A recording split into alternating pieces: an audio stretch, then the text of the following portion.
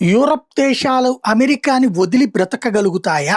వాస్తవంగా అమెరికాకి ఇప్పుడు యూరప్ దేశాలన్నీ కల్పిస్తున్నటువంటి షాక్ అయితే ఎట్టి పరిస్థితుల్లో అంగీకరించబోమని.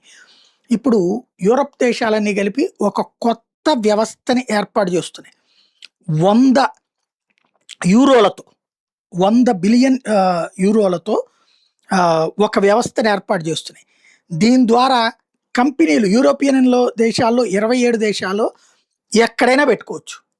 ఆ కంపెనీలకి ఎగ్జంప్షన్స్ ఇస్తారు. ఆ కంపెనీ అప్లై చేసి 48 గంటల్లోపు అనుమతి ఇచ్చేటట్టు. కాపోతే 100 యూరోలకి పైన ఉండాలి. 100 బిలియన్ యూరోల రేంజ్‌లో ఉండాలి. సింగిల్ ఫ్రేమ్‌వర్క్ యూరోప్ యూనియన్‌లో ఏ దేశంలోనైనా సరే పరిశ్రమ పెడతానంటే వెంటనే అనుమతి ఇచ్చేటట్టు.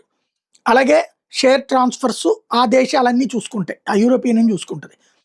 ఇది ఉర్సులా వాన్ డెర్ లీన్ తాజాగా చేసినటువంటి ప్రకటన. అంటే అమెరికా ఇప్పుడు యూరోప్ యూనియన్‌కి సంబంధించినటువంటి దేశాల పరిశ్రమల్ని దెబ్బతీయడానికి అధిక ప్రోత్సాహకాలు ఇస్తుంటే, అంతకంటే ఎక్కువ ప్రోత్సాహకాలతో యూరోప్ యూనియన్‌లో ఇండస్ట్రీస్ పెట్టేందుకు ముందుకు అడుగేస్తున్నారు.